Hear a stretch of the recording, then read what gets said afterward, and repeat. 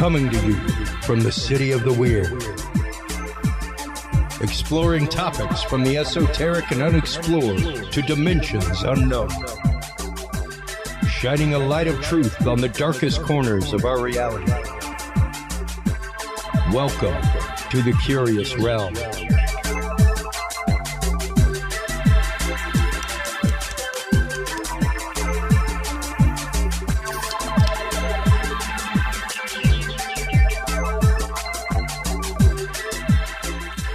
Well, hello everybody, and welcome to this episode of The Curious Realm, episode 39.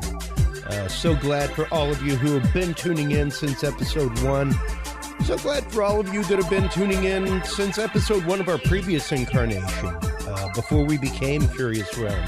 Thank you for sticking around. Thank you for being a part of the ongoing community online.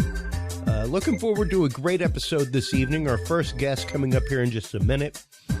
After our News of the Week segment, we will be talking with Archbishop James Cloud. He is the author of Walking with Ghosts, an exorcist memoir of the paranormal. We will be talking with him about Antichrist Prophecies. There has been a lot in the news lately. Rivers drying up, things like that. Dogs and cats living together, mass hysteria. We will be getting into the topic of the Antichrist, exactly what the Antichrist is, what are the signs that herald the arrival of the Antichrist in the Christian religion, and what exactly we should be on the lookout for, what is happening in the world around us, which may be heralding that coming.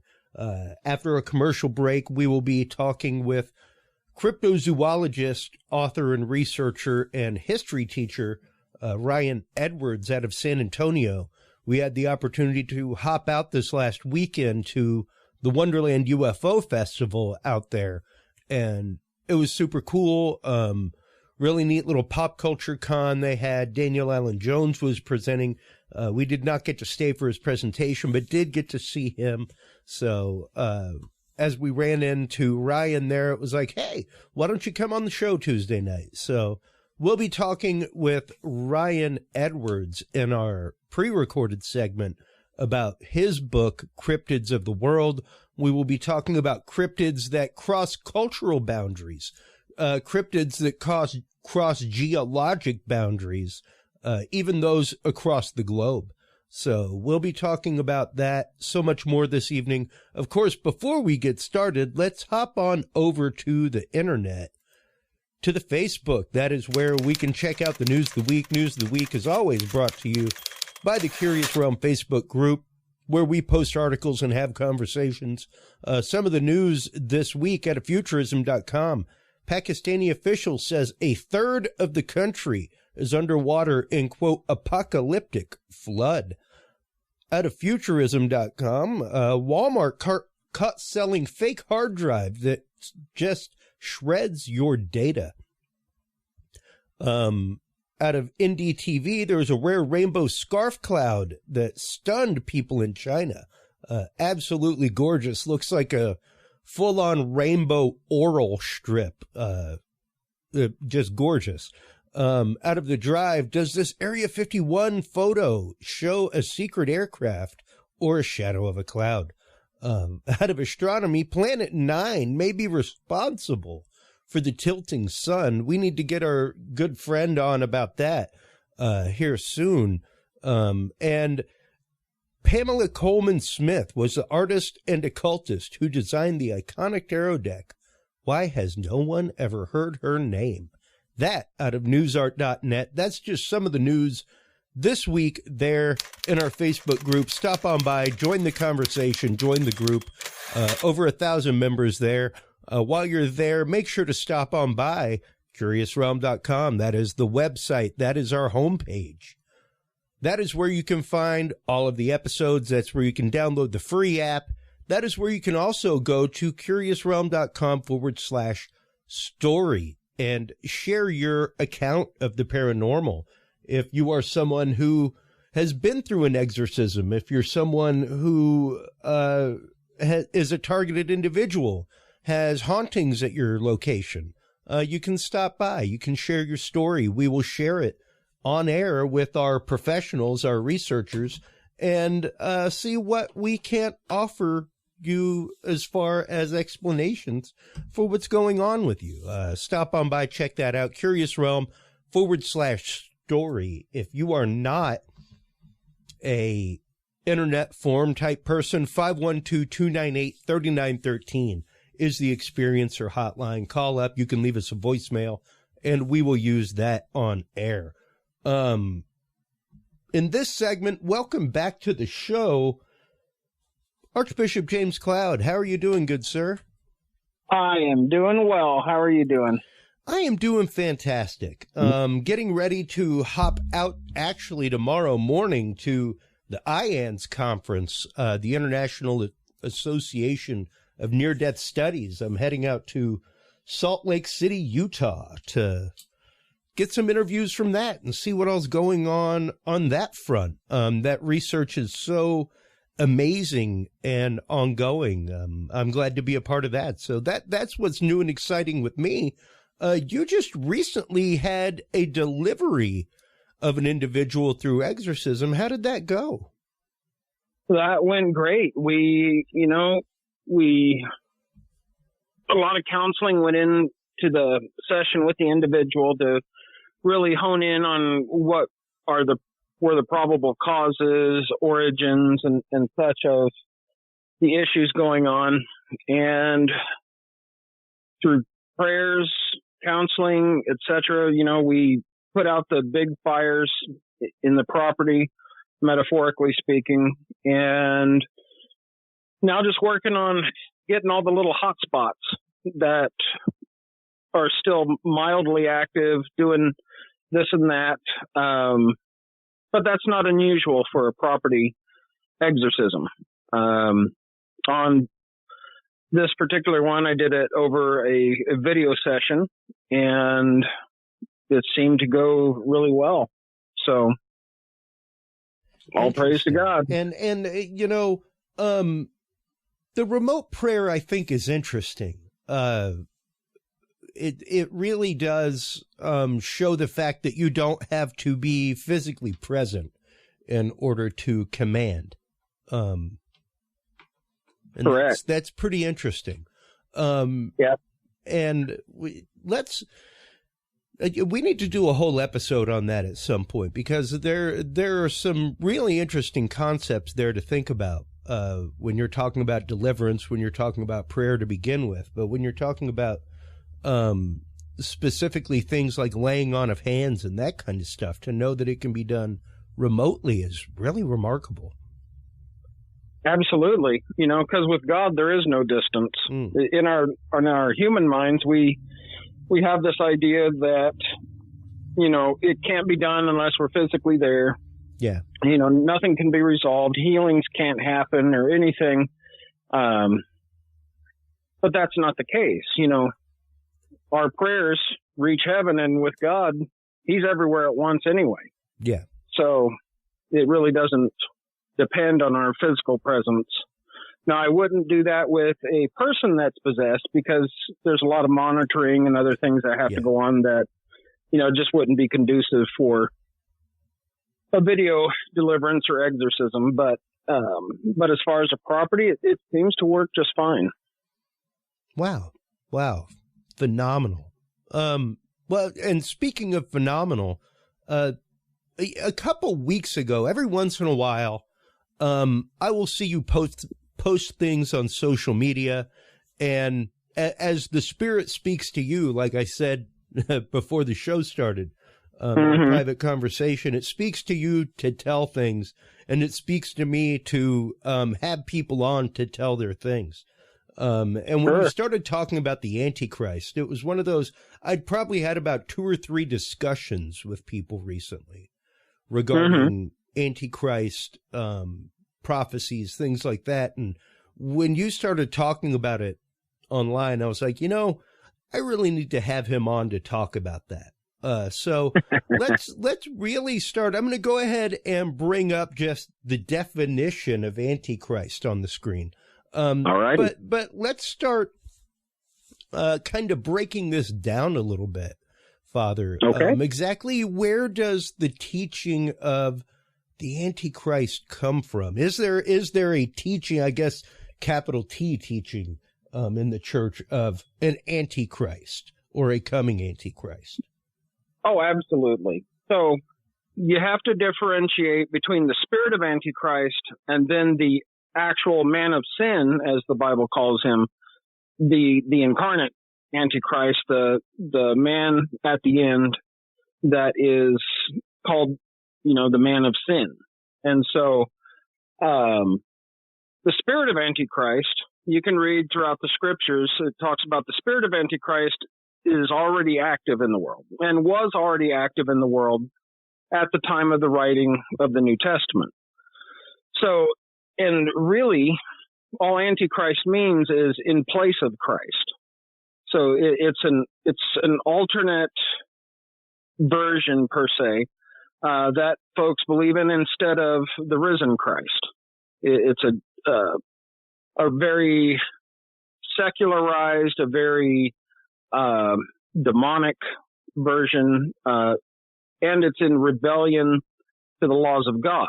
So the Antichrist will be, because he's called the man of sin, he will do everything that is against the scriptures, embracing heresies, embracing every sinful flavor of the modern age.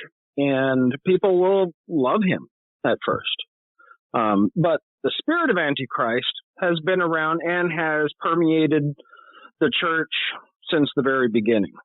So that's the differentiation between the spirit of Antichrist versus the Antichrist. Okay, and that, I think, is, as you said, a very important differentiation. Yes. So let's start getting into then, now that we understand the difference between spirit of the Antichrist and the physical person Antichrist. Let's start getting into some of the prophecy regarding the Antichrist and the coming of the Antichrist. Okay, definitely. Well, the broadest picture that you can paint of the Antichrist, even though there's, small snapshots of him, even through the Old Testament. But the biggest picture that we can get of the Antichrist is found in Revelation chapter 13. And so, would you like me to read the passage for folks? Please. All right. So, Revelation 13, beginning with verse 1. And I saw a beast rising out of the sea, with 10 horns and 7 heads, with 10 diadems on its horns and blasphemous names on its heads. And the beast that I saw was like a leopard, its feet was like a bear's, and its mouth was like a lion's mouth. And to it the dragon gave his power and his throne and great authority. One of its heads seemed to have a mortal wound, but its mortal wound was healed. And the whole earth marveled as they followed the beast. And they worshipped the dragon, for he had given his authority to the beast. And they worshipped the beast, saying, Who is like the beast, and who can fight against it? And the beast was given a mouth, uttering haughty and blasphemous words, and it was allowed to exercise authority for 42 months. It opened its mouth to utter blasphemies against God, blaspheming his name and his dwelling, that is, those who dwell in heaven. And it was allowed to make war on the saints and to overpower them.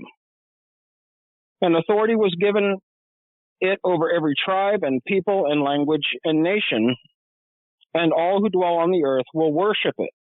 Everyone whose name has not been written before the foundation of the world in the book of life of the Lamb who was slain. If anyone has an ear, let him hear. If anyone is to be taken captive, to captivity he goes. If anyone is to be slain with the sword he must be slain. Here is the call for the endurance and faith of the saints. So, in other chapters in Revelation, as well as other snapshots, best way to describe them, of the Antichrist in the Old Testament, as well as in the Gospels and Epistles, is that this 10 nations, you can look up on the UN. The UN has currently 10 trade blocks around the earth right now. And that is the kingdom.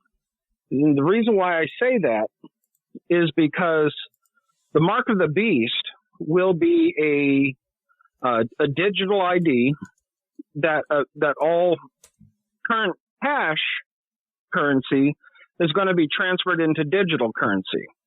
And when the false prophet arises, who is the sidekick of the Antichrist, so Antichrist is the political dynamo, while the false prophet is the spiritual dynamo.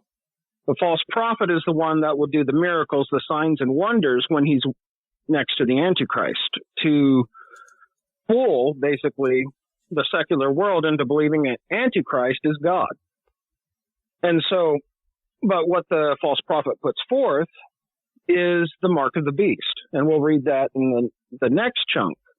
He causes all small and great, rich and poor, free and slave, to have this mark. Interestingly enough, the World Economic Forum, the Davos Group, and pretty much every country on the face of the earth right now is developing what they call a CBDC, a central bank digital currency. And President Biden, in, I believe it was March of this year, signed Executive Order 14067, and you can look it up, any of your listeners can look it up, that mandates the creation of a central bank digital currency that will erase the need for cash, and it's supposed to go into effect in December. It could either be immediate or it could be a phase-in. But the way the language is that from then on, they can track everything a person buys or sells with the digital ID. Tied in with the digital ID, when you look at other resources, and these are from government sources. This is World Economic Forum. This is US.gov. This isn't like some fringe website, that they wear tinfoil hats. And I've got it up from a law firm right now. President Biden signs executive order signaling a development of United States central bank digital currency and shaping up regulations of digital assets. And that is exactly why they hired the 87,000 IRS agents. Because of this digital currency that's going to go into effect, they'll need the extra eyes and hands on deck to monitor all the microtransactions that are going on with every person in the United States. Physical cash will be phased out. And I guarantee there'll be some little blurb about, physical cash, you can get COVID sick, paper. you can get a virus, and blah, blah, blah. And, they'll frame it.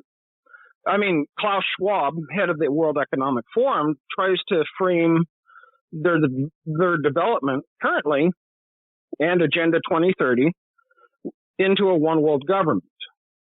They want all nations to submit to unelected officials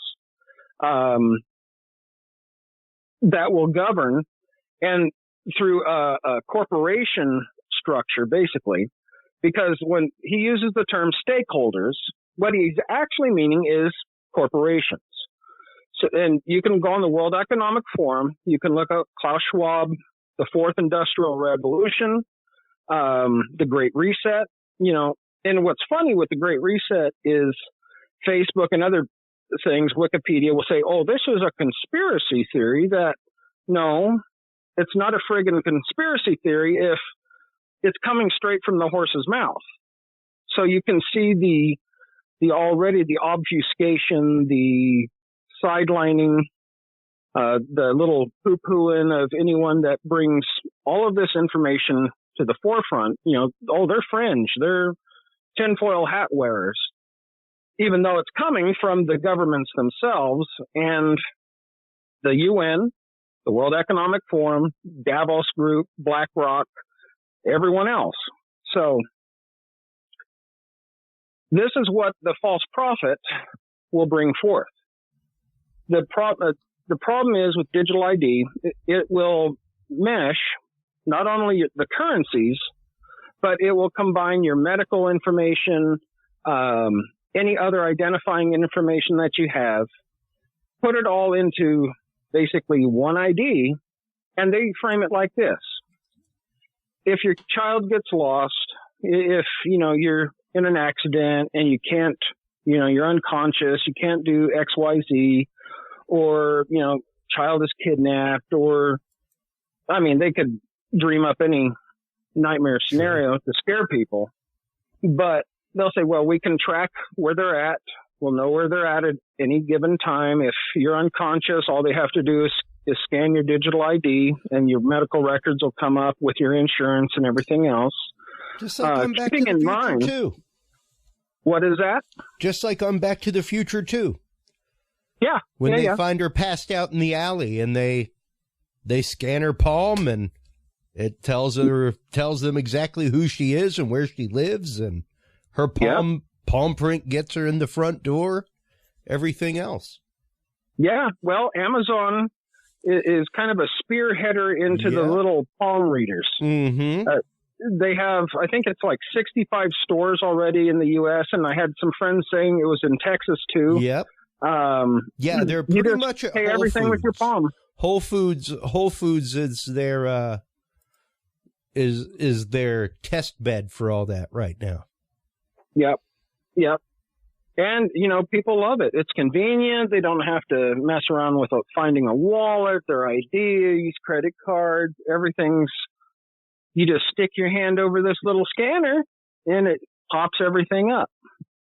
What this stage is right now is social conditioning for the mark, because it's phasing in all the foundational things that are 100% part of the mark.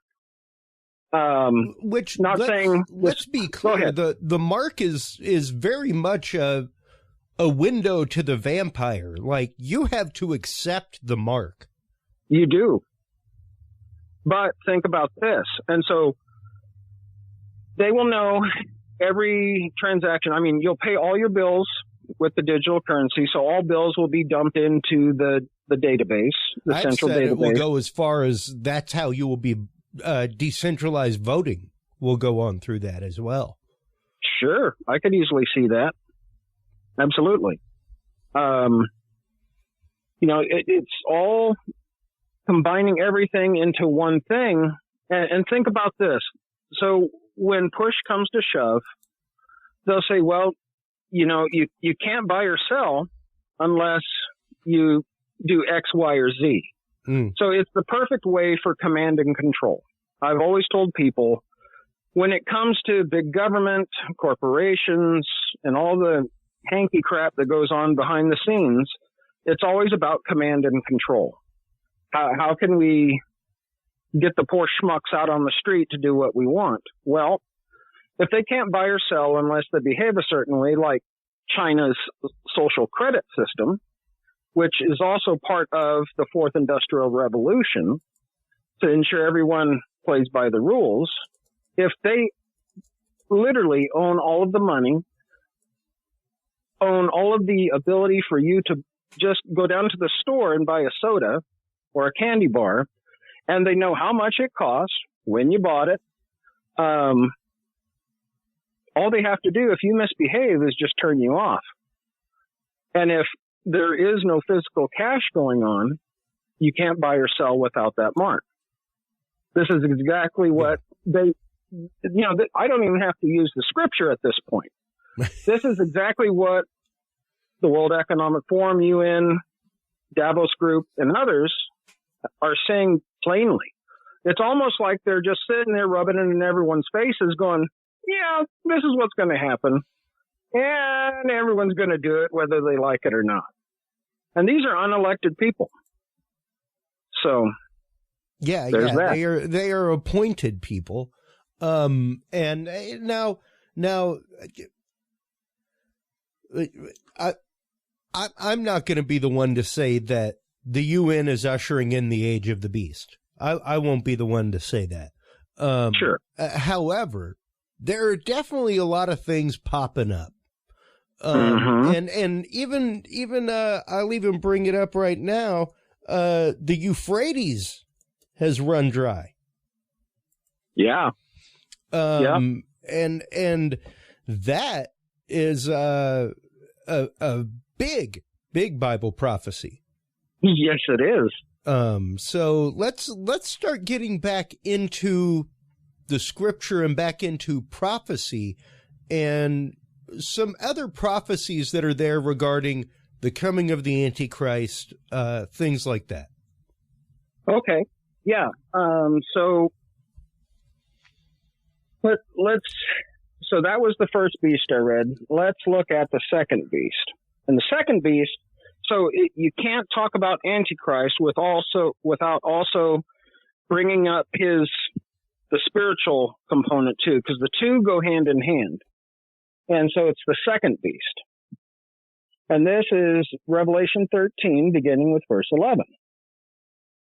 Then I saw another beast rising out of the earth. It had two horns like a lamb, and it spoke like a dragon.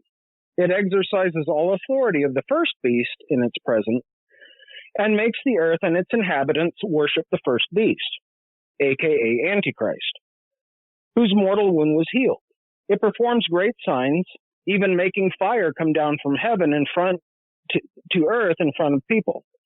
And by the signs that it is allowed to work in the presence of the beast, it deceives those who dwell on the earth, telling them to make an image for the beast that was wounded by the sword and yet lived. And it was allowed to give breath to the image of the beast, so that the image of the beast might even speak and might cause those who would not worship the image of the beast to be slain. And it causes all, both small and great, both rich and poor, both free and slave, to be marked on the right hand or the forehead, so that no one can buy or sell unless he has the mark, that is, the name of the beast or the number of its name. This calls for wisdom. Let the one who has understanding calculate the number of the beast, for it is the number of a man, and his number is 666. So I'll put this out there for folks. 666 is not the number of Satan. You know, a lot of occultists like to slap 666 like they're, big bad, and I'm a big Satanist. No, you're not. Yeah. 666 correlates perfectly with Nero Caesar. However, and a lot of theologians will say, well, that's just talking about Nero. That's just, he was just talking about a bad guy that lived around John's time. And Sure, was a persecutor of the Christian faith. All that good stuff. Sure, but then in Revelation, it talks about the beast that was, which would be Nero, is not, because Nero's not around at the time of the writing of Revelation. He had died about 40 years prior. Yeah. And then the beast that is to come. So we're given some possibilities about the man of sin, Antichrist himself. He will either be a reincarnation of Nero himself, or he will have the personality, behaviors, and mannerisms of Nero, or it will be simply something, a person that typifies that the same style of Nero in his approach. So there's some possibilities, but it does tie back to Nero. It's just a matter of, well, what's the future beast going to look like? Yeah. Will he just look like Nero? Who knows?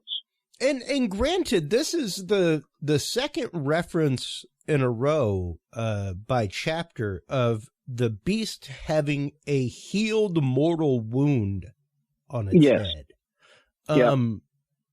What does that mean exactly? Is there any deeper reference to that? Well, theologians for a very long time have given basically one of two answers to that. So we'll open up another topic of discussion, but I'll try to aim it toward the point I'm trying to make first, and then Sure. we can divvy back. But the Antichrist will make a 7-year peace treaty between Israel and an Arab confederation. So that 7-year peace treaty is called Daniel's 70th week from the book of Daniel, or more commonly known as the Great Tribulation. The first 3.5 years of that 7-year period, there will be a resemblance of world peace. That, there will be no wars. Resources will be consolidated, just like World Economic Forum is doing. That's another reform they're trying to pass, is to take all of the world's resources and put it under one umbrella, them, and ran by corporations. That can't turn out bad in the slightest. No way, But that's their game plan. They lay it all out very clearly what they plan.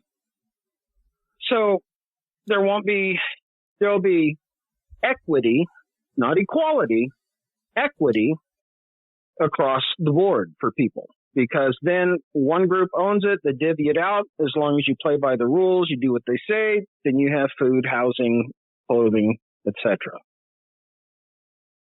So at the midpoint, so this gets into another big area too of prophecy. The third Jewish temple will be rebuilt, either before the 7-year peace treaty or as one of the requirements of the 7-year peace treaty with Israel and the Muslim nations, mostly the Shiites, not the Sunnis. But the Sunnis, they would have a say too. And quite honestly, if anyone looks at the Temple Mount, if the third temple was built next to the Dome of the Rock, it would be a very poetic and encouraging sign to the world that Judaism and Islam can live in peace side by side and be this shining example of peace about mortal enemies to two violent brothers against each other, going all the way back to Isaac and Ishmael, because that's the origins of the two. Yeah. Living side by side. And so the Antichrist makes that happen. At the midpoint, Antichrist sets himself up. He walks into the third temple and says, "I'm God, and everyone's going to worship me." This is where it talks about that second beast, the false prophet, setting up an idol or an image of the beast where it can talk and answer questions. People have asked for a very long time, well, how in the heck is he going to make this weird statue and it's going to talk? It just says an image. Look at airports in Japan. They have full-blown 3D holograms that interact, talk with you, do the whole thing. They have other life-size and bigger holograms that people interact with in other ways. In ancient Greece, man. Oh, sure. And they did all that stuff with the steam and everything else, made it look pretty cool. Oh, yeah. Yeah. But you have to look at a lot of these things in just our modern thought and how we view it in the modern era.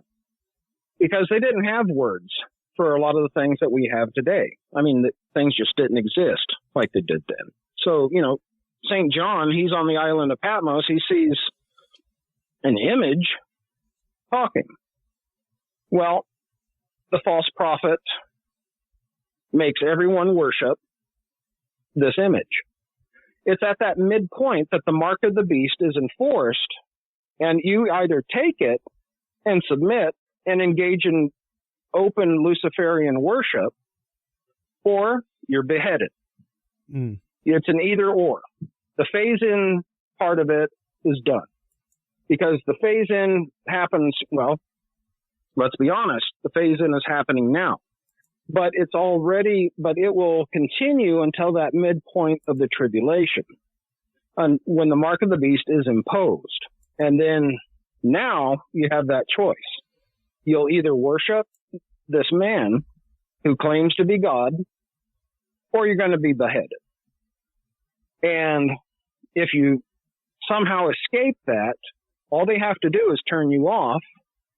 And now you can't get medicine for your children. You can't get clothing for your loved ones. Yeah. You can't get food. You can't live in a house renting or buying.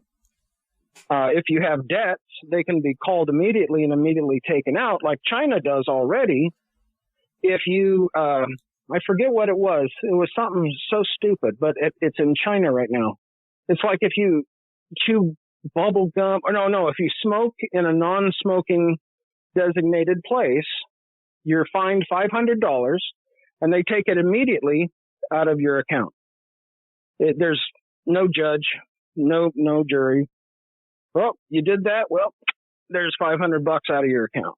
It's the exact same concept. Wow. And the World Economic Forum is basing what they plan to do on the social credit system that's currently in China. That's why China is getting all of these kickbacks and all of these, oh, isn't China wonderful? Hey, it's okay. They don't have the freedom. Hey, they're so orderly and organized and blah, blah, blah. This is what's going down. And anyone can look any of this up. And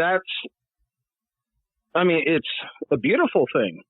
One, because it pulls it out of the realm of fringe. It pulls it out of the realm of speculation. Literally, we're living in an age where you can look at biblical prophecy and turn on the evening news, and they go hand in hand. So no longer is this some esoteric allegory, metaphor, like a lot of theologians have done for so long with the book of Revelation. Now, it's right. It's lit. We, you, me, and your listeners are living prophecy right now. And that should get people's attention. The other thing about the false prophet is, when you read in verse 11 and 12 and 13 of chapter 13, the second beast has the horns of a lamb. So this second beast will have a significant spiritual following already to be the false prophet. He will be, quote unquote, Christian.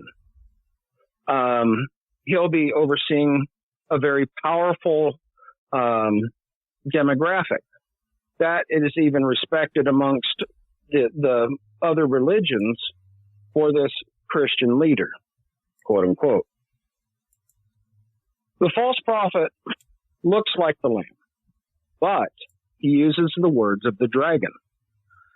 He may look holy, he may look like he's got his act together, and may very well sound logical, special, great to the listeners. But the words he speaks are nothing but lies and deceptions, because he speaks with the mouth of the dragon, which is Lucifer. So there's only one person, one position that actually would fit with that in Judeo-Christianity, and that's a pope. We've already seen the deterioration of the Roman Catholic Church since the Second Vatican Council. I mean, you have some severe deteriorations within the church. I'm not saying it's Francis. It could very well be his successor, though, because Francis has laid some interesting groundwork that would make it happen, including like the Pachamama and some other things being put on the altar of St. Peter's and blessed and everything else. And this is a pagan fertility deity. I mean, if that's not heresy, I'm not sure how one would else clarify and classify heresy. Yeah. So that would be a definite, strong, probably 99% chance candidate for who the false prophet will be, because they do have that both spiritual power, but they also have a big economic base to work with. And they have the Knights of Malta, which are basically the Vatican spies in most of the world governments. So you got that. Then Antichrist, when he comes on the scene, he'll be a big peacemaker. He'll be, this man that people are enamored with. They'll think, my goodness, I've never heard this man speak of such things. He can bring peace to the Middle East. He brings peace amongst other nations. He comes, and the scriptures make it clear, this man is not, as the scriptures say, a king, but he's brought to power by kings.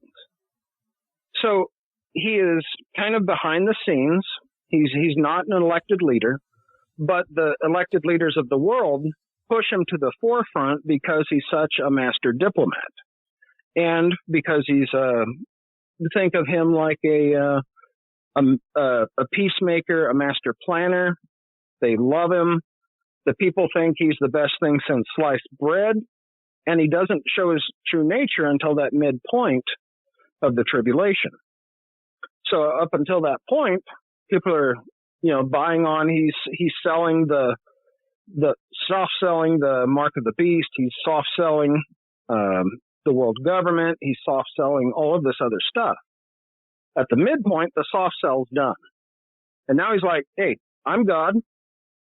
And also, guess what? I'm also Lucifer. Have fun with that. And you're going to worship me. And if you don't, bye-bye. So that's, and like I said earlier, the third Jewish temple will be rebuilt. Look up the templeinstitute.org. If you do not think the third temple is ready to go. I just had them up on screen a minute ago. Hey, there you go, buddy. They have all of the furniture, all the implements, even a reproduction of the Ark of the Covenant ready to rock. And I saw a few years ago that they already had the third temple built, but just in modular form, so that when they get the go-ahead, they can have it built within 3 to 6 months. So that's... Wow. That piece is already ready to go, too. Literally, my friend and listeners, we are living prophecy. And that is zero exaggeration. All you have to do is look it up for yourself. All of the evidence, all of the game plans, everything is sitting out in the open, but you will not hear the corporate media talking about any of it, other than trying to soft sell it. Mm. So that's how that rolls. Yeah. Good times are had by all, Yeah. I try to smile about it, because if I didn't, I'd be pulling out my hair and gnashing my teeth at the audacity. Yeah. And, there's a lot when it comes to this, Father. And granted, it might be a lot for a lot of people to swallow, might be a lot for a lot of people to believe in. Sure. However, whether or not you believe in the Antichrist, what you can believe in is the executive order that the good Father was talking about. That is a real thing. You can believe in the Temple Institute trying to rebuild the third temple. That is a real thing. And they say in their documentation that they are attempting to rebuild the third temple to bring about the prophecies of the third temple. So, these things are out there. And I will add to that, there is a theological reason behind why Iran wants to get a nuke and basically cause an Armageddon, a small Armageddon, not the Armageddon, but chaos. It is because in the Shiite Muslim belief, they believe that their Mahdi, Mahdi, will arise, which is their Messiah, will arise basically in the crucible of war at the end of the age. And Iran wants this Messiah to come to the forefront. Thus, they want to attack Israel. Israel is currently looking for Messiah, the Jews, as a physical king that will bring peace to the land of Israel. There is no reason not to think that the Antichrist will fulfill both roles. Being a big peacemaker, he'll be accepted by Islam as Mahdi. He'll be accepted by the Jews as Messiah. And it comes together in this, if God wasn't in the plan, it'd be serendipity to the nth level.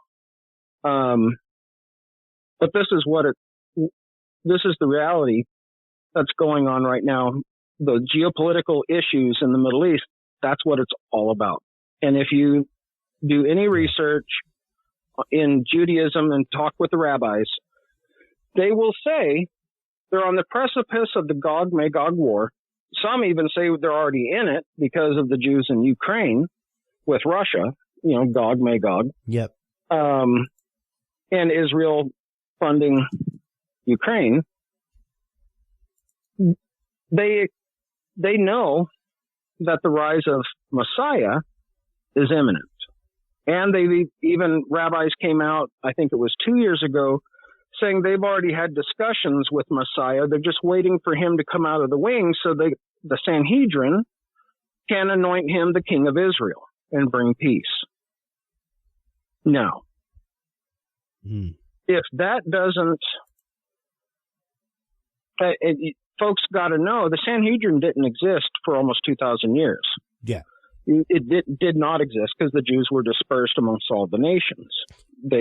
Sanhedrin ceased to exist in 70 AD at the sacking of Jerusalem under Vespasian.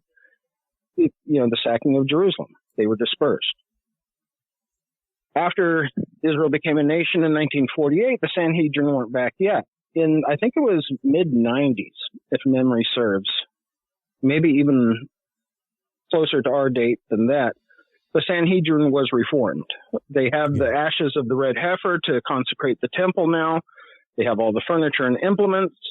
They have the oil of anointing, the special oil of anointing that the recipe was lost for 2,000 years. They now rediscovered it magically. They have the oil of anointing to anoint the king of Israel. Wow. It doesn't get any more real than this. Yeah.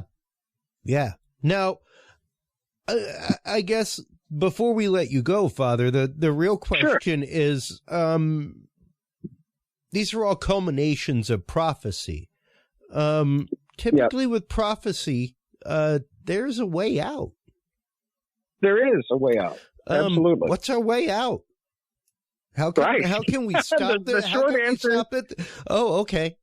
The short answer is put your faith in Christ, because the good thing is, with all of the judgments, when you read further in Revelation, you have the trumpet judgments and the bowl judgments, and really it revolves around a dual extinction level event asteroid impact.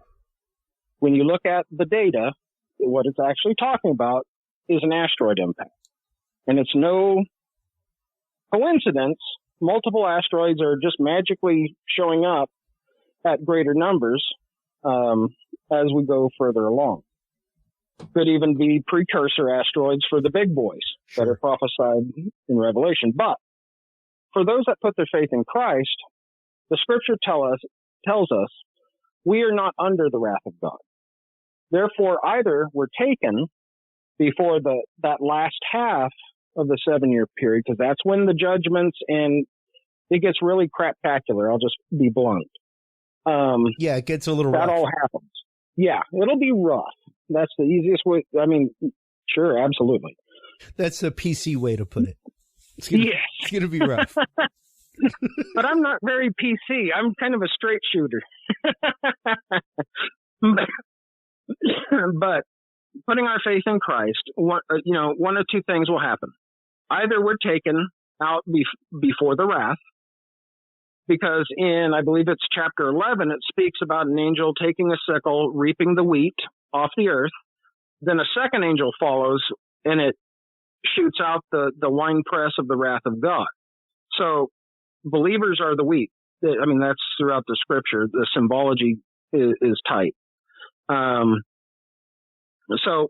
that we're either taken then, or the Jews are actually given a place of safety to run once they realize who Antichrist is. The Old Testament calls it the Pens of Bozrah. We understand and know it under the name Petra in Jordan as the place of safety. And if memory serves, Israel currently has a treaty with Jordan to go exactly there if Israel ever needs a way to escape. Wow. Wow. Yep. That's about all you can say these days. For years, I sat here and I wondered, well, how is this all going to come together? What will XYZ look like? Well, what will this? And then these things just start dropping. And I sit back and I'm staggered. And I'm thinking, oh, good Lord, it is coming. And there's nothing anyone can do to stop it. But before I forget, you mentioned the mortal wound. Yes. It's commonly believed that the Antichrist, there will be an assassination attempt on him. You'll have patriots and others that don't want to take the mark that are going to go after Antichrist and assassinate him. But it also says after a while, the wound is healed, he comes back to life, a resurrection, if you will. And that's when everyone worships him and thinks he's best things in sliced bread. And they say, well, he resurrected. The only one that ever did it was Christ. So it must be God. And then the game is on. All right. Well, hopefully we as a humanity, we as a society can curb this, can recognize these things, can come to a point of understanding of all of this from like you were saying, the Arabic side, the Jewish side, the Christian side. Yeah. We all claim Abraham as a spiritual father. It all roots Absolutely. there. So the fact that it's going to involve all three is not really rocket math. No. So before we let you go, let everybody know where they can go to pick up your book, Walking with Ghosts, where they can go to contact you if they need a clearing of their property, if they need an exorcism, anything like that, good Father. Sure. So my regular Facebook page is, I invite folks to always contact me, send me a private message or whatnot. Sometimes it takes me a little while to see them. But if we're not already friends on Facebook, but if we're not, just have patience. I will answer any questions, comments, or tomatoes that are thrown my way. And then as far as the book goes, it's on Amazon. You just type in the full title of it. It'll dump right into it. And if you want to read some of the experiences I've grown up with, the UFO, UAP encounters, the exorcisms, my family's history with paranormal issues, and my probably pathetic attempt to explain it all with scripture. I try my best. I'm as human as anyone else. I'm not the sum total of all knowledge, but I do my best to explain step by step what each piece means. It is a great book, and your wealth of knowledge on these topics is great. I want to thank you for always coming on, sharing it unabashedly, the truth that you have to share, and such an incredible topic tonight. Thank you so much for your time, as always. Oh, you're very welcome. And you actually have a deliverance with somebody coming up, so everybody make sure to give your intentions of support to the good Father as he goes out there and battles for the best. And I appreciate it.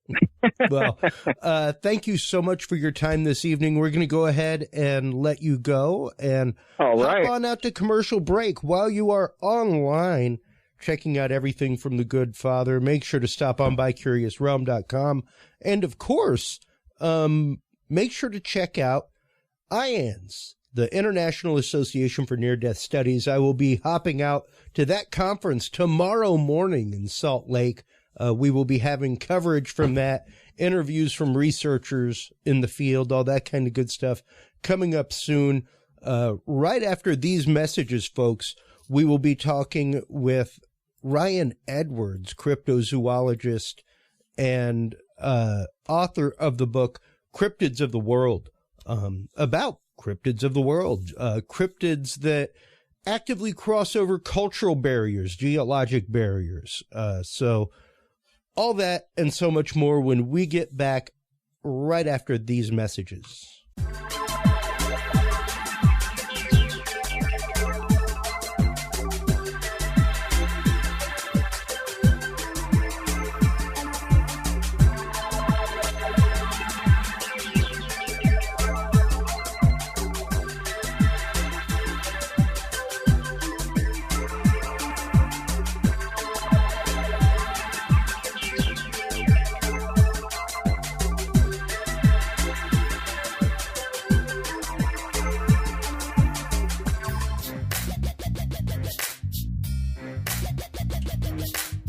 With the rise in attention to the health benefits of cannabis and cannabinoids, including CBD, True Hemp Science has become one of the premier providers of full-spectrum CBD and CBD-related products. Using a proprietary spagyric process, True Hemp Science extracts maximum benefit from the whole hemp plant. Buds, leaves, stems, seeds, even roots.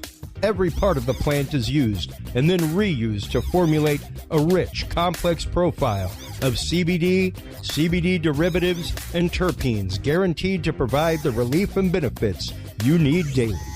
Visit TrueHempScience.com to experience the best CBD oils, edibles, and topicals on the market today. And use code CURIOUS7 to save 7% off your entire purchase of $50 or more and get 2 25 milligram CBD cookies or brownies free. That website again is TrueHempScience.com and the code is CURIOUS7.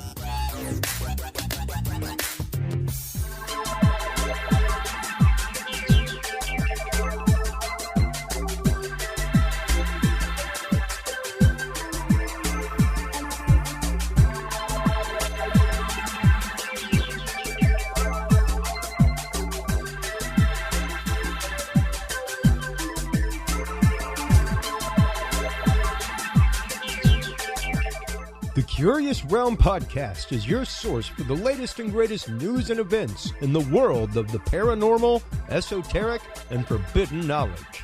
And there's no better way to spark the conversation than with items from the Curious Realm store. Choose from fan favorites like hoodies, mouse pads, coffee mugs, and more. Buy books and items from your favorite Curious Realm guests.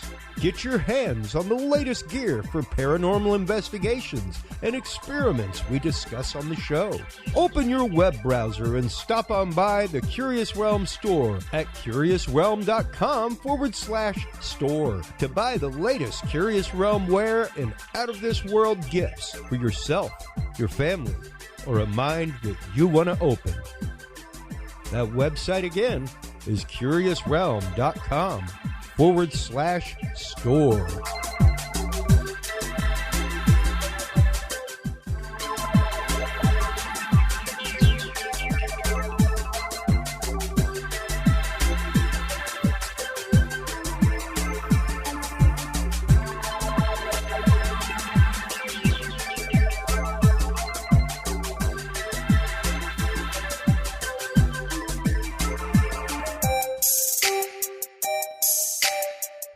Have you considered starting a podcast? Looking for a way to make your business a voice of authority in an industry? Then Podcast Cadet is the solution for you. Whether starting a podcast for yourself, your brand, business, school, church, or just plain fun, Podcast Cadet is here to help you navigate the waters of the podcast industry. Specializing in one-on-one consultation and training with industry professionals in fields ranging from podcast technology and editing to distribution, monetization, and even social media strategies. Podcast Cadet tailors their services to the specific needs of you and your podcast. Do you already have a podcast and trying to find ways to engage and grow your audience? Sign up for your Podcast Cadet audit today and let us help you explore new and exciting ways to leverage your content and elevate your podcast brand to whole new levels. From consultational workshops to affordable podcast production and maintenance packages, Podcast Cadet is your one-stop shop for everything podcast related on the internet. Visit podcastcadet.com today to sign up for your consultation or training and use code CURIOUS20 to save 20% off your entire purchase. That website again is podcastcadet.com. Welcome back, everybody. Thank you so much to our sponsors out there, especially our long-going sponsor, our good friends here in town, True Hemp Science. True Hemp Science is your source for some of the most amazing CBD product out there, folks. I found Christopher Lynch, the owner and creator of True Hemp Science, at a farmer's market here in Austin, Texas. His was probably one of the third or fourth CBD oils that I tried after being recommended by my doctor. And I travel the country as an AV technician. I've been to a lot of dispensaries. Can't say that I have found a CBD product as good as True Hemp Science anywhere in the country, despite my trying. They are one of the only products out there with an actual terpene profile, true spagyric alchemical process to harvest every bit of goodness out of every part of the plant. Stop on by and check them out. TrueHempScience.com is the website. Of course, our good friends at WebWorks Wireless, they are our source for our website live streams, all of our on-location live feeds from things like Texas Bigfoot Convention, stuff like that. So stop on by and check them out, folks. WebWorksWireless.com is their website. And, of course, our good friend and guest, the amazing Dr. Kimberly McGeorge from The Secret of Everything, secretofeverything.com. She is your source for alternative health, frequency healing, and consciousness expansion exercises. While you're online checking all that out, make sure to stop on by Curious Realm. Curious Realm /story is where you can go to share your story now. If you have a cryptid encounter with any cryptid, Bigfoot, Loch Ness Monster, Thunderbirds, little people, what have you, stop on by, share it. CuriousRealm.com /share, or story, rather, /story is the website page to visit. There you can share not only your name, if you like, you can keep it anonymous, but you can share what type of experience you're sharing, a paranormal experience, a witness episode. If you're a targeted individual, you can share with us your story, any pictures or supporting evidence you have. And next time that we have somebody on the show talking about that topic, we will share your story on air and pose it to the professionals, pose it to the investigators, and see how much deeper down the rabbit hole of knowledge we can take you and maybe help find an explanation for your experience. While you're online checking all that out, make sure to stop on by YouTube and subscribe to the channel of our guest in this segment, Ryan Edwards, the Cryptid Chronicles. I had an opportunity to meet Ryan I'm trying to remember exactly which show it was, and if I'm not mistaken, it was the Southeast Texas Bigfoot Festival in Mineola. Ryan, welcome back to the show. How are you doing this evening, my friend? I'm doing good. It's always a pleasure to be here. Absolutely, man. We had a great time out there at the Southeast Texas Bigfoot Festival. It was a heck of a time out in Mineola. It was great meeting folks like yourself, Jason McClelland, who's been on the show since, Of course, seeing people like Daniel Allen Jones, always great. It was fantastic. I went out this last weekend for my birthday to visit the Wonderland UFO Festival at Wonderland Park in San Antonio, and ran into Ryan. I was like, hey, why don't you come on the show this week? So, yeah, welcome back, my friend.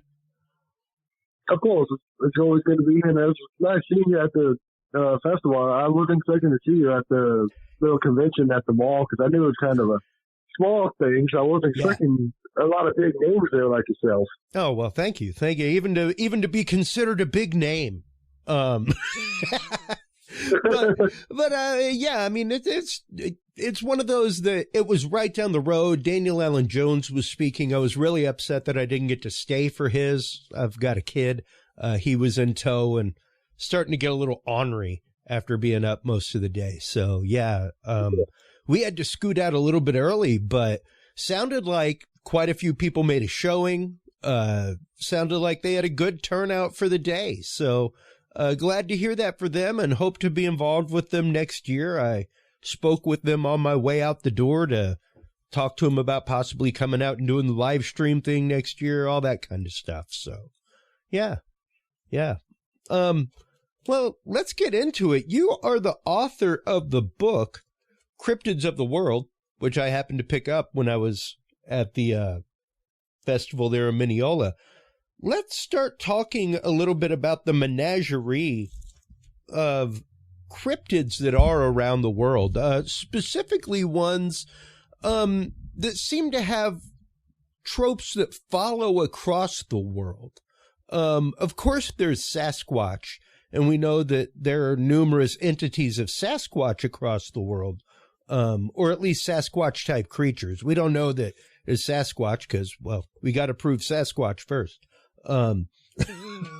But let's start talking about a couple of others that are out there that kind of cross cultural barriers and cross barriers literally geographically. Ryan? Yes. Like, for instance, with, like, Sasquatch-like creatures, these, relic hominoids of people like, Dr. Belgium like to call these creatures. And so there's relic hominins or relic hominids, because we aren't for sure what these creatures are. They could be some type of unevolved, human, like a Homo floresiensis or Homo erectus, or they could be a derived primate, like some type of bipedal gorilla or like Gigantopithecus. And when you look at these sightings, you have a peculiar correlation because you have, let's just take for instance Sasquatch here in North America. You have a large bipedal primate. It's human-like. It's humanoid at least. Probably 6 to 9 feet tall, different hair colors, things like that. And then you have these same characteristics seen across the world. You have, of course, the Yeti of the Himalayas. These creatures seem to be there's different almost suborders of Yeti. You have the Telema, which is believed to be maybe 5 to 6 feet tall. The Nyamo, which is believed to be 8 to almost even 12 feet tall. And you have all these different characteristics. Oh, wow. You have, of course, the Maui of Australia and the Yaren of China. But also you have little unknown creatures. Like, not a lot of people realize there are Bigfoot-like creatures supposedly seen in Europe and the UK. You have the water mouse or the green mat mentioned from there. And even in Africa, there's stories of the Gugwi, a small human-like creature, maybe 5 to 4 feet tall that's covered in hair. Then even the Muhalu of Western Africa, which is believed to be almost like a giant hair-covered human. And there's these legends that persist throughout multiple cultures across the world. Yeah, precisely. And it's interesting, the fact that these sightings do occur across the world, and that the descriptions, not only the descriptions in recent times, but the descriptions of indigenous cultures are so similar. It's pretty remarkable. And to think that, you know, of course, there was you yourself are a history teacher, Ryan. There was the idea of the land bridge that led from the Siberian Peninsula over to America, and maybe that's how the North American people came over from that area, things like that. There are all kinds of even the theory of Pangea and the fact that at one point all of the continents were connected and then a cataclysm drove them apart, tectonic cataclysm. So there are a few working hypotheses out there that might explain this. However, there's more than one cryptid that crosses these geographic and cultural barriers.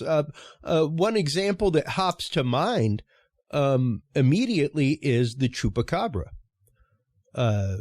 Both of us living here in Texas, there is kind of a Texas version of the Chupacabra, which is much more of a canid-like animal from what we've seen so far. And then there is the utterly otherworldly traditional Chupacabra from Puerto Rico, things like that. So let's get into that for a minute. Of course. Like with the Chupacabra, one thing I look at with cryptids is like nomenclature. Well, how do they get their names? And Chupacabra in Spanish, of course, means goat sucker. And this is a point me and my buddy King Gerhardt talk about a lot, that Chupacabra is describing a behavior set.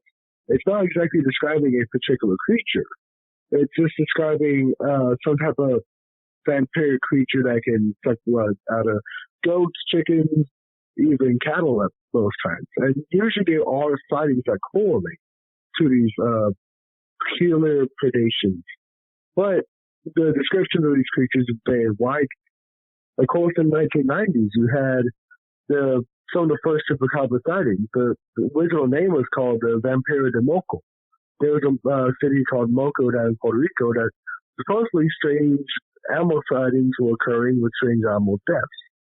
And then one woman, Madeline Sorrentino, saw a peculiar creature walking down her street. She described a human-like animal, almost like kangaroo-like, with spines on its back and a alien-like head, almost like when you think of like E.T. or like a gray alien, that style of head, but with spikes running down its back, and there are even signs of this creature having wings.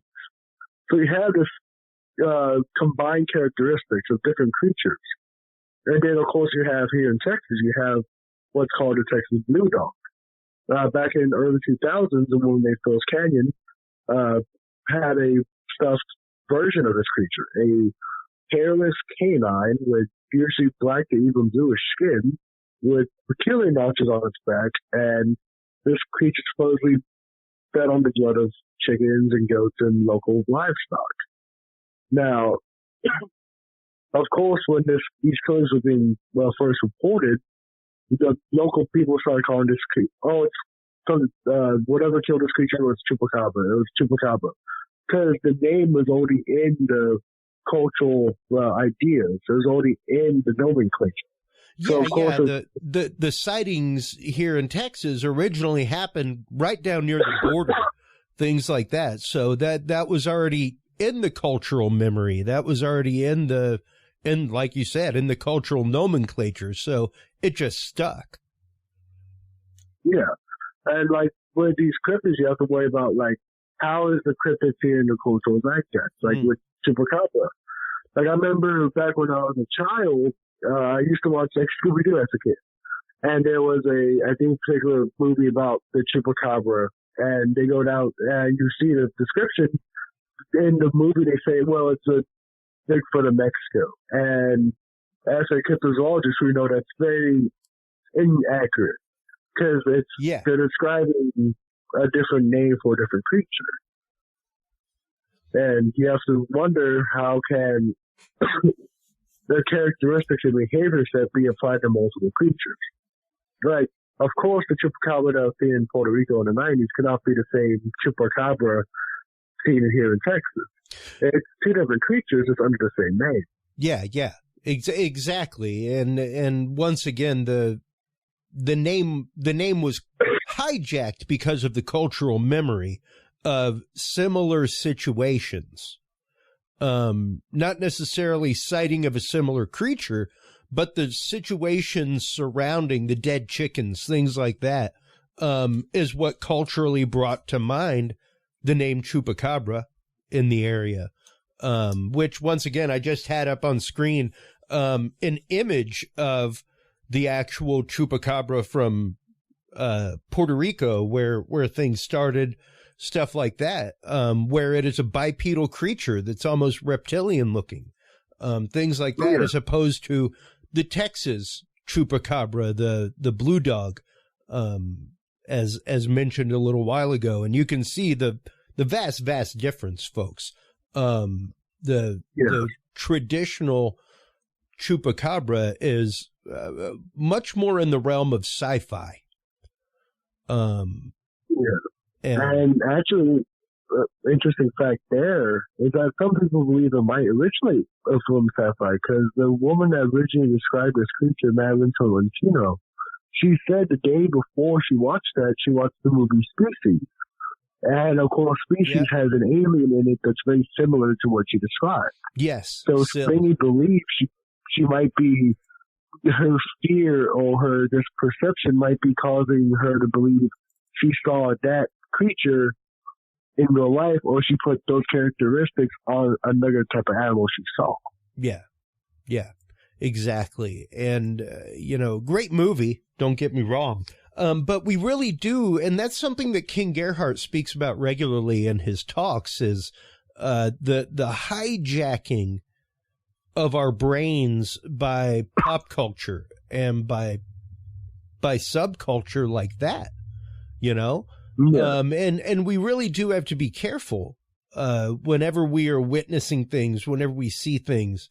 I'm one that I will always say and follow that Carl Sagan aspect of great claims require great evidence, and I have no problem dismissing 95% of everything. But it's that 5%, Ryan, that's really out there. And it's one of those, like, a prime example. I have followed the field and the study of remote viewing for 20 years of my life. Until I went to the International Remote Viewing Association convention a few months ago and interviewed, like, the people who founded the concept of remote viewing. Every one of these dudes was a letter PhD holding physicist. So there's got to be something to it. Either that or all these physicists are just whack jobs. And that's even more unlikely than if there's nothing to it. Yeah, precisely. It's out of the paranormal. I think that remote viewing has been the most studied as far as really, really deep research and monetary funds and government monetary funds being put into it. Now, there are a lot of people out there, Ryan, especially when it comes to, let's kind of start crossing the barriers here of cryptids themselves and the paranormal and conspiracy theory. Now, I am a big proponent of cryptids, cryptid species, things like that. These exist. We discovered 500 new species during a pandemic, so imagine what we actually discover every year when scientists are out in the field. So the fact that cryptids exist, I don't think is in question, at least not for me. But what do you think of, and what do you make research-wise of the hypotheses of paranormal sources of cryptids, like Chupacabra, like Bigfoot using portals, things like that? Where do you come down on that on that topic, because there's a lot of crossover between those communities, you know, and there's a lot of people who vehemently believe one way or the other. Yes. With me, I come at least cryptozoology with very much a ecological, biological, zoological perspective. I believe, well, at least 70 to 80% of these creatures are evolved and have adapted are truly physical creatures. But it's that other percent, that other 15 to 20% that you have to worry about. And that is what I like to call, well, paracryptozoology. The more outlandish creatures I've seen around the world. Like, take for instance, like Goatman or Dogman or flying humanoids. These creatures are describing either behavioral or morphological details that do not have precedence within the natural world. Like, with Goatman, we wouldn't see a bipedal ungulate. And with, flying humanoids, we don't see vertebrates with 6 limbs. That's a etymological, the description from insects.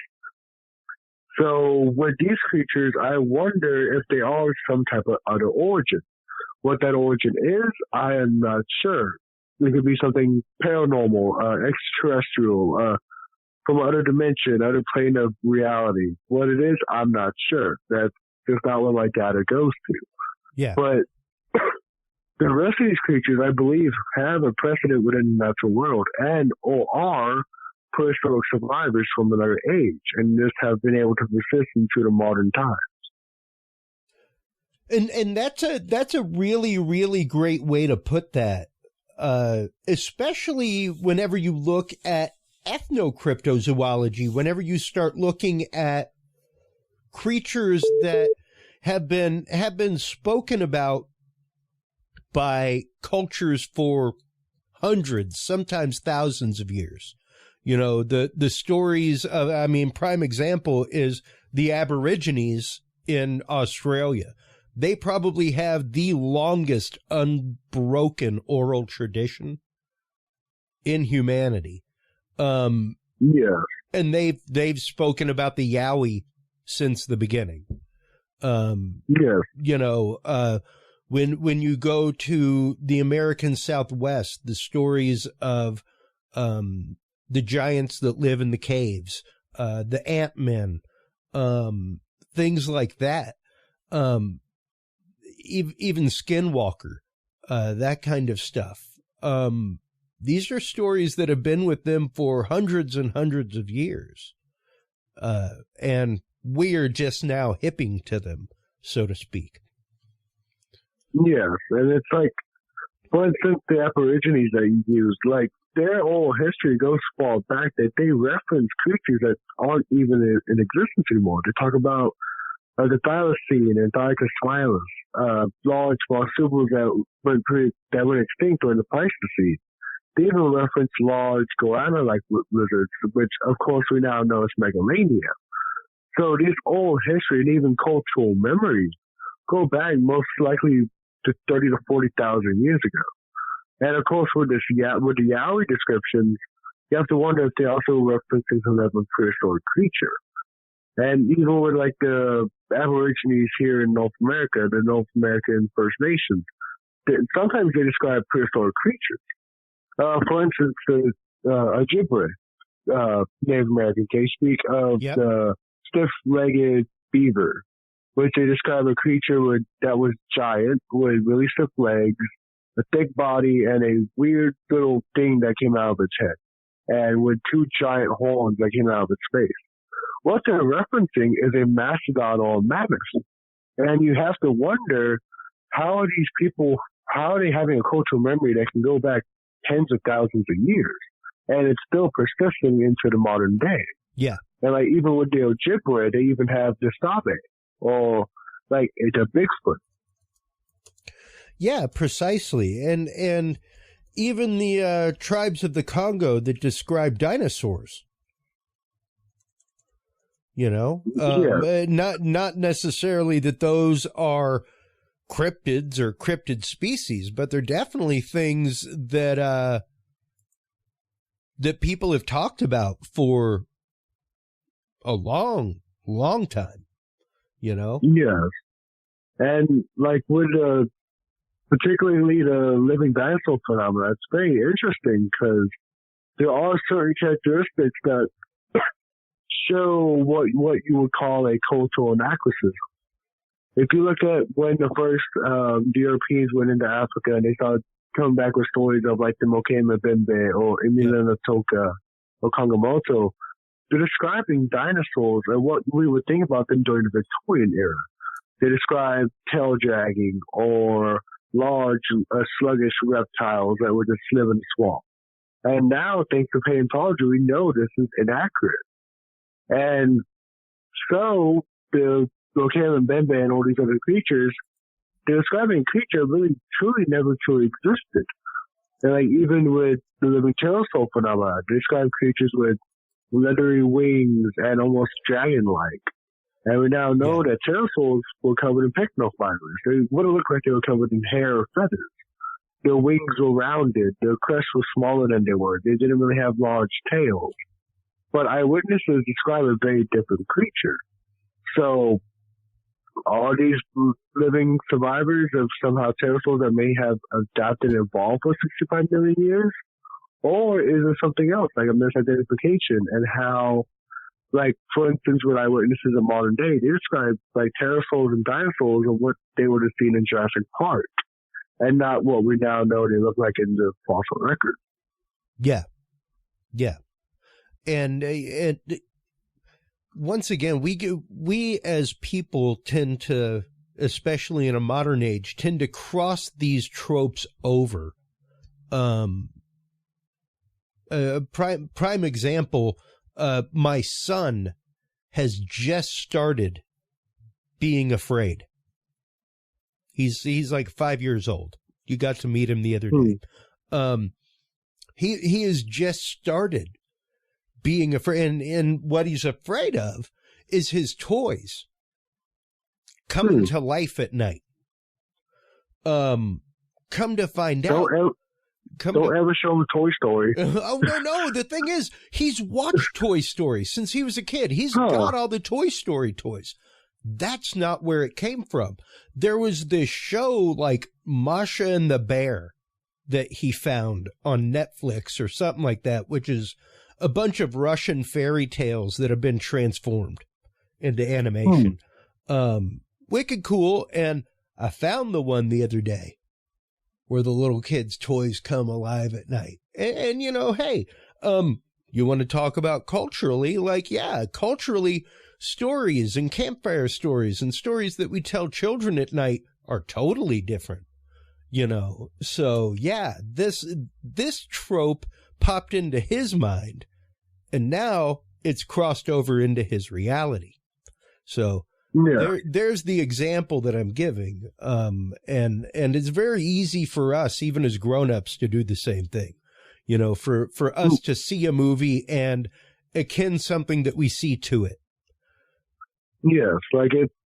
Well, one thing I bring up is how does perception alter reality? Like if someone has a preconceived notion of an existence of a being, whether it's some type of creature or deity or anything like that, they presume to see that creature or being within their reality. It's like if someone is really into spiritualism or like ghost hunting, it's a possibility that if they feel any breeze in a room, oh, that's a ghost. Yeah. Or if they're a Bigfoot researcher, if they hear some type of weird sound in the woods, oh, that was a Bigfoot. Well, they have that. I used to do some paranormal investigation, and some of the things that I see are a little iffy to me. Like, I don't mind you bringing a recorder into the room. Cool. Yeah. But when you go around and you start asking questions and things like that, number one, you're inviting something that maybe you shouldn't be inviting. Number two, you are setting up psychologically for the expectation to hear something afterward. Yeah. And that's one thing that people don't realize. It's like you're expecting a response. Yeah. So if you don't get a response, you're not even meaning to do it, but you'll make up a response. Yeah. And that's just not, it's not on intentionally you're trying to hoax someone or anything like that. That's how the human brain works. Yeah, exactly. And it's, it can be a great thing, but when you're looking for evidence, proof, it's not necessarily the best thing that you want. And that's one reason why typically, you don't look at pictures right after you get home from something like that. You give it a day or so, you might transfer footage, something like that, from your cameras or devices, but you don't start rifling through pictures. The experience is still too fresh, and you kind of have to have that separation to where whenever you come in and you start looking at stuff, that you aren't still colored by the experience of being there. Yeah, it's like if you talk to an eyewitness of maybe like a cryptid occurrence, if you can get them within hours of the occurrence, that's great. But with me, I always try to talk to them a couple of days later, like, okay, what do you think you saw now? And see if that even adrenaline in their body can alter what they saw. Oh, like, absolutely. of course, humans, we always, like with size, we're very bad at size information unless you are a trained observer. Yeah. And many times, thanks to fear, we make something that's 6 feet tall, 8 feet tall, or something that's 5 feet tall, 7 foot tall. That's just how our brains work. Yeah, especially without a nearby frame of reference or anything like that. It can be hard to make those associations and to remember those details, especially in an adrenalized moment. And that is something that we have talked about regularly on this show, whether it's UFO experience, paranormal experience, what have you. That is a stealing moment. And one of those moments that, a lot of people are like, oh, why don't we have good pictures of Bigfoot? Well, you may be so into the experience or so wowed by the experience or even a UFO or a spirit or an orb or whatever that you may not even have the presence of mind to grab your phone and turn on a camera. Yes. You may just be so jaw-dropped and awed that you can't move. Some people akin it to just being frozen in fear, even though they're not afraid. Yes. Like, I'll give you an instance of that happened to me recently. I was here in town in San Antonio, and it was just one night I was waiting for my cousin at like a hotel or something like that, and 2 or 3 coyotes crossed the street in front of me, and this is the middle of town. And I was shocked because I was like, are those cats? No, those are way bigger than cats. Those are coyotes. And later on, once they moved on, I was like, I should have taken a picture. So I have evidence I just saw the coyote in the middle of town. Yeah. But you don't have that frame of reference when the occurrence is happening because you're in the moment. Yeah. You're not thinking about your camera phone or something like that. Even though your camera is literally on your phone, you don't think about it. Yeah. Yeah, precisely. You get wrapped up in it, and it's kind of the almost the same effect that happens whenever you are in such a familiar like whenever you're driving home, and you're just in a zone. A lot of the times it's the same thing as that, where you're almost in a hypnotic state. Because you're just so wowed by it. So, it'll be interesting. What do you think it will take, Ryan, for, I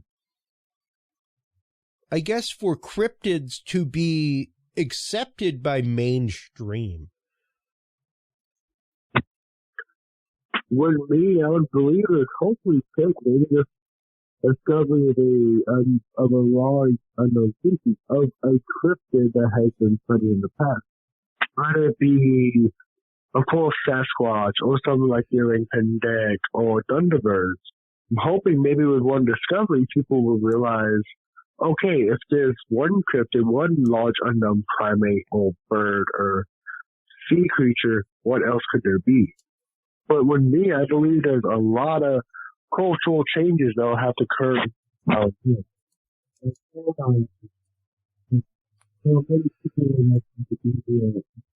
Oh, we're losing you a little bit there, bud. Good right here? Yeah, there we go. Gotcha.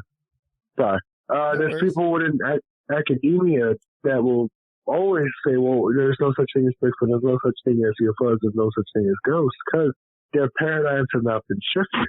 If they leave, there has to be a shift within just ideas and how people take evidence within the future to hopefully make the feelings of these creatures and for them to be accepted. So one thing I believe will happen one day, cryptozoology especially, is for people not to see it as just a paranormal research or some sort of a full team paranormal study. It should be classified as a zoological study, because a lot of people in this field use field research that has been vetted by experts, true zoological and biological studies, DNA evidence that true, well, quote unquote, true scientists would use. Yeah. So if we can see cryptozoology as just a different aspect of maybe zoology, maybe like the first step to a discovery of a creature, then maybe it would get this, hopefully, viewpoints and vision upon it that it deserves. Because of course, when you like, I'm okay with like the UFO phenomena and paranormal and all that, but sometimes it can muddy up the water, especially with research like cryptozoology. Cause absolutely. You have the people that are like, oh, we haven't discovered Bigfoot yet. Oh, it has to be from the UFO. Oh, it has to be paranormal. It's like you're trying to solve one mystery with another, and you can't get any answers with that type of viewpoint. Well, yeah. I mean, it really is the fact of, if you're trying to do scientific research, scientific study, you really do need to get that. There's white light, which is great, and then there's laser light, where all those same spectrums are focused into one beam. It's very intense. You tend to get a lot done with one. So yeah, a shotgun approach to research does not help things. And like you said, there's nothing against anybody. I have nothing against anyone who holds the belief of paranormal and cryptids together, tied together. I got no problem with it. But when you're talking about research, when you're talking about trying to get ethnozoologists, things like that involved, biologists, people who study animal strides, that kind of stuff, you got to let all that go by the wayside, and you got to be able to just let them live in the world that they are comfortable in, and hopefully make the discoveries that we need. And yeah, I think, much like you were saying, some of this other can be very distractive to the cause sometimes. Yes, it's like, I won't say destructive, but distractive. Yes, like I love the sharing information and new perspectives. Oh yeah. But sometimes if you add too many perspectives, the first one or second one that might be true can get muddied up. And even like how I always put it, a PhD or doctorate professor probably won't get into like cryptozoology while people are saying Bigfoot's from the UFO. I kind of find it lucky that we got someone like Dr. Belgium in this field in the first place, because that's someone that was able to analyze the evidence and come at it from a scientific perspective. Because I believe this discovery of these creatures would have to come from science, not from some type of belief set or paranormal study, but from the biological sciences. Yeah. And I believe, like with cryptozoology especially, you need that type of background. Well, not necessarily need it, but it's very, very helpful to know how to collect evidence, to know how to look for like what could this creature be? Like, for instance, with myself, with every cryptid I research, I don't come at it like, okay, here's some sightings, here's some possible track finds. Okay, what's next? I come at it from okay, this is a creature. It had to come from somewhere. Every animal you look around you has a natural history. It's morphology, it's behavior, it's ecology, all originated from something.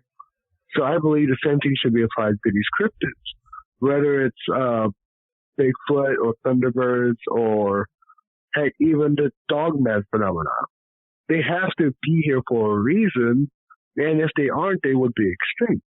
So if they don't fit in the worldview of ecology and zoology, they have to come from some other origin, whether if this is paranormal or genetic manipulation, we aren't for sure. But every cryptid should have some type of origin, because that's how natural species work. And if they don't, this could show a more of a unnatural species, a more paranormal or ultra normal creature. Yeah, something beyond what we know. And granted, there have been numerous discoveries to that end. There were the pygmy deer that were found in Vietnam about a decade ago by researchers that local indigenous people had been talking about and telling them about and finally found. So yeah, I don't put it past science to be able to find these things. I think what it comes down to, Ryan, is that yes, number one, we need to be able to provide to science. Those of us that are out there gathering data, those groups that are out doing Sasquatch hunts, that kind of stuff, don't just go out willy-nilly in the woods. Find out how a biologist goes about collecting samples. Stuff like that. And I guarantee you that if biologists start seeking out local, even bear biologists, things like that, like it would behoove you to contact your local squatchers, because guaranteed they've got trail cams that they can give you pictures from. Yes, I've heard stories. Like the cooperation between the two could really be great and vast, and would expand even the scientific network of what is available rapidly. Yes, I think it was a story from somewhere in East Texas, actually, that a Bigfoot researcher went to a local zoologist saying, hey, I got this weird photo. And of course, it wasn't a Bigfoot, it was actually a bear. And they're like, wait, bears aren't even supposed to be found in this area. And of course, that kicks off a whole other thing that's, of course, not cryptozoological, but it's zoological. And it helps add, well, if a large bear species could not be seen here, and we know they live here, if the locals know they live here, but the local zoologists aren't willing to say they do, what else could be out here? Yeah, precisely. I mean, it opens up a whole conversation like that, as well as conversations of preservation, things like that. It's only through discovery that we end up preserving things. So yes. Yeah, we really do have to, I think, focus on that end. Once again, find out how to forensically handle evidence, because it's great to bring in like, hey, doc, here's a Ziploc baggie with some stuff in it. Well, did you treat it properly between point A and B? Was it stored at proper temperatures? How would you go about storing samples like that to make sure that they aren't destroyed? That kind of stuff. Yeah. So, go ahead. I'm trying to remember. I think it was like one of those kind of game show shows on the Paramount Network years and years ago. I think it was about trying to discover Bigfoot, and it was like a cash prize if you're able to find Sasquatch. And a part of that game, like the show, was collecting evidence correctly. Yeah. Like, for instance, a lot of people, when they collect hair samples, they don't wear, like, gloves or masks because all of that is trace DNA. Yep. Any type of DNA put on the, like, hair sample totally ruins it. Yeah. Yeah, precisely. Samples and all that. And this is things that are very important to this field because in proper collection of evidence will only keep this field stagnant. Like how many Bigfoot hairs come back as human just because of possible cross contamination.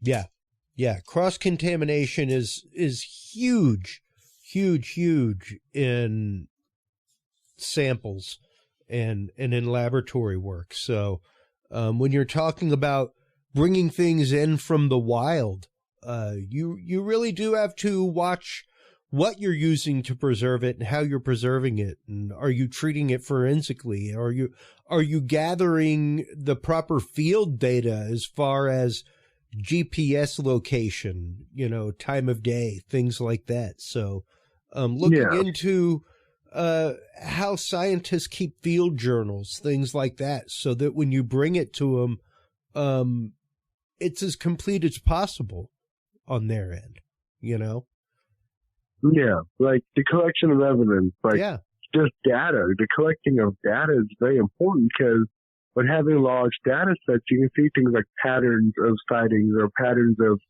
very similar creatures being seen in the same area or like seasonal. Like I remember a couple of years back, there was a study in the Rocky Mountains that showed that these Sasquatch sightings would change in elevation seasonally. And this automatically implies that there's some type of physical creature behind this, because I don't know of anything else that would migrate between elevations. Yeah, precisely. It's pretty phenomenal to see some of the research that is going on now.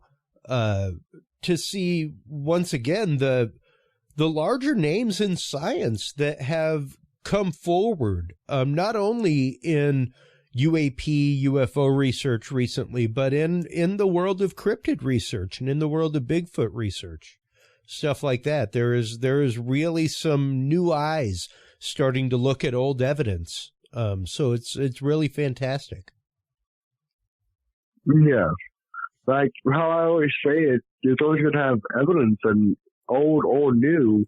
But sometimes that old evidence does need new eyes upon it because you bring in a different paradigm, a different perspective. Yeah. And maybe the older generation might not have seen. Yep. Yeah, precisely. And, one prime example of that is the Patterson Gimlin film. That has still to this day stood the test of any analysis as far as being faked or anything like that. So far as they can tell as of right now, it is a genuine piece of footage. So pretty phenomenal. And every time that like new video technology comes out, new, stride and gait measurement technology, all that kind of stuff, it's applied, and it only seems to strengthen the case. Every time, someone's always like, "Oh, I'm going to disprove it," and well, no, they never really do. So yeah, pretty interesting. Yeah.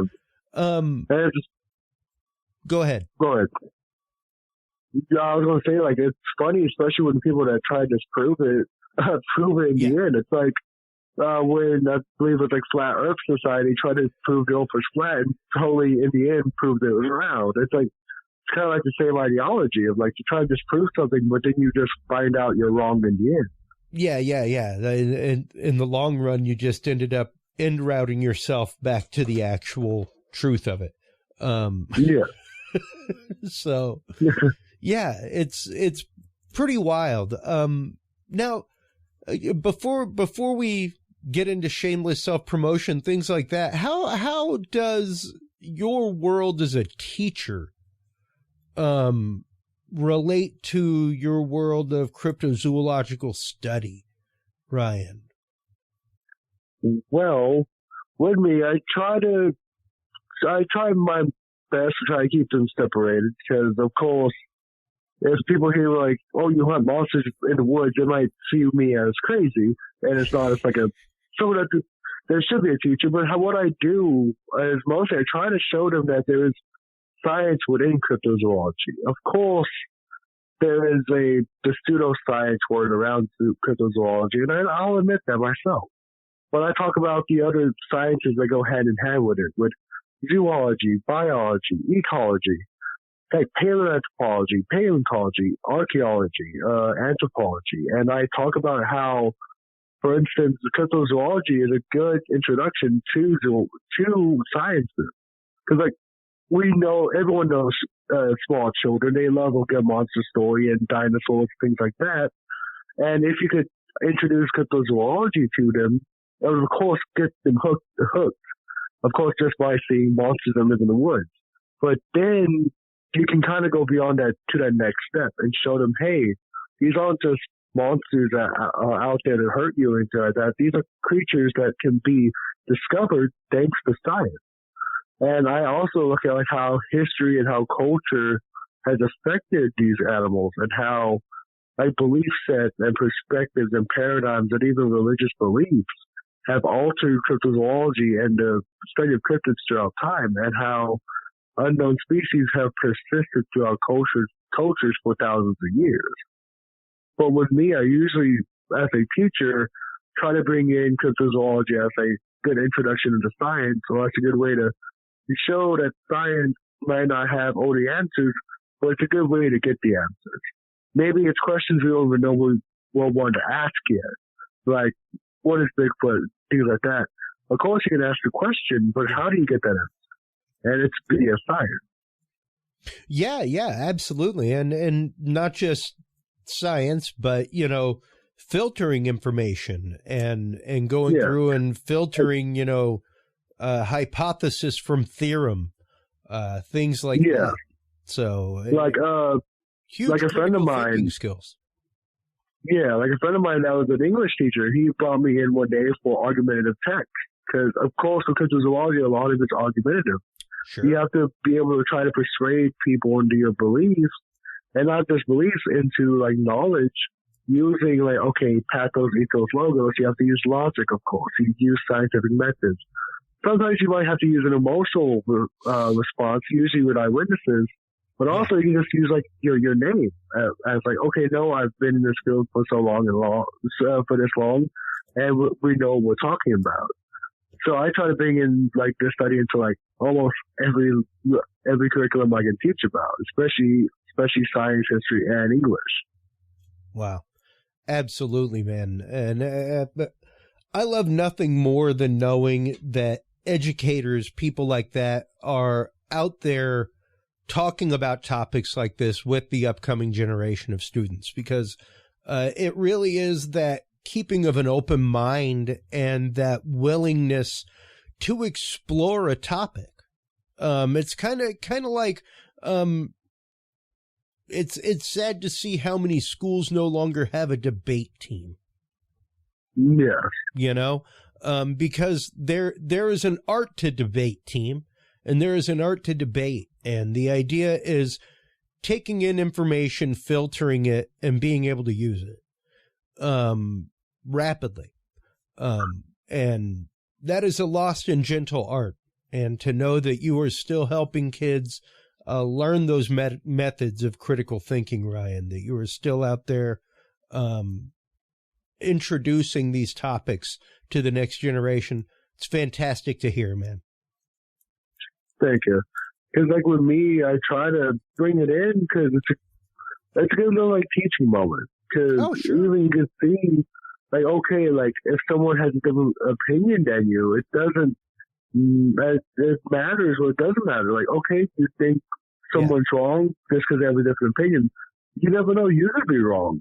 See how you can find a common ground and come to different perspectives and look through the world with someone else's eye. And cryptozoology, even though it's a pseudoscience, can help with that. Help analyzing evidence and analyzing belief sets and maybe even changing your own paradigm. Because with me, an open mind, an open mind is very important to this world. You have to come into this world with an open mind and not be closed-minded, because then why even learn and be educated in the first part? Yeah, precisely. It is such a necessary part of actual conversation and to growing humanity as we know it. Thank you so much for keeping that alive, Ryan. I try my best. It really is an important skill that all too often is not utilized by people. So frequently, people want to turn a paradigm into their own instead of appreciating a paradigm for what it is. You know? Yeah. They let ego take over. Yeah, most definitely. And your book, Cryptids of the World, is great. I've read it at least a couple times since I got it from you. It is a super easy and great read. If you're a traveler like me, great airplane, great airport read. You can pick it up at Amazon.com. Ryan, tell everybody where they can go to follow you, where they can keep up with the latest and greatest, where they can find out about upcoming appearances, book signings, things like that. Of course. With me, I try to do as many in-person events as I can. The most recent one that's going to be coming up is October, the Jefferson Bigfoot Research Conference here in Texas, out in Jefferson, Texas. It's a great event. I'm going to be a vendor there. I hope to be a speaker there one day in the future. That'd be a great thing to do in maybe 10, 20 years, but no time soon. But I'm a vendor there. If you want to go talk to me in person, that's a great thing to do. Pick up my book there. I also have a podcast, the Cryptid Chronicles, on YouTube. And if you look me up there, I try to release an episode every Saturday at 7 p.m. And what it is, it's a live show. Well, because I want to try to have a chat going so I can talk to people in person. Because there's been times that people go in there and talk to me about the eyewitness accounts, and I love trying to talk to them. Like, hey, you send me an email later today, and I want to try to talk to you. If you guys are interested in trying to talk to me other than there, I also have a Facebook. If you look me up on Facebook, there's Ryan Edwards. I'll most likely be one of the first people to show up. I also have an Instagram, R Edwards at Crypto25. All that, it will be also linked at my YouTube account. I also have a website, thecryptochronicles.net. There you have a direct link to my podcast and a direct link to my book. My book, you can pick it up at Amazon.com, Barnes & Noble, Half Price Books, most places where books are sold. So there are many ways you guys can reach out to me. I love talking to eyewitnesses, fellow researchers, just people that are interested in talking and having discussion. So please reach out to me, guys. Yeah, absolutely, man. It is always a pleasure talking with you. It was a great pleasure running into you this last weekend at the Wonderland UFO conference. Man, I'm happy to hear that your show's going well. You are 10 episodes deep, and can't wait to see the next one come out. Hold the line real quick while we close things out here with the audience, and we'll chat with you off air while you are online checking out everything from Ryan Edwards and Cryptid Chronicles over at cryptidchronicles.net, thecryptidchronicles.net. Make sure to stop on by curiousrealm.com. That is where you can share your story at curiousrealm.com/story. It's where you can find the store, where you can find our episodes, where you can download the free app if you're an Android user. All you have to do is click the little Android picture and it'll sideload right onto your device. No privacy from Google taken or anything like that. So stop on by, check it out. CuriousRealm.com. Make sure to stop on by and check out our coverage upcoming of the International Association for Near-Death Studies. I will be leaving for that tomorrow morning and airing that footage coming up soon. So remember, everybody, take care of yourselves, take care of each other, and stay curious. We'll talk to you soon. Bye-bye. Thank you for tuning in to this episode of The Curious Realm. Stay tuned for more guests, forbidden topics, and hidden truths. Download the official Curious Realm app and view the Knowledge Vault on our website, curiousrealm.com. Follow us on social media by searching Curious Realm. Curious Realm is available on your favorite podcast services, as well as YouTube, Roku, Amazon Fire, and Apple TV through the APR TV app, available on all app markets. Curious Realm is a proud member of the HC Universal Network family of podcasts. For more great content or to become a sponsor of Curious Realm or other podcasts, visit hcuniversalnetwork.com today. Thanks for listening. Stay curious. And remember, the other side is always watching.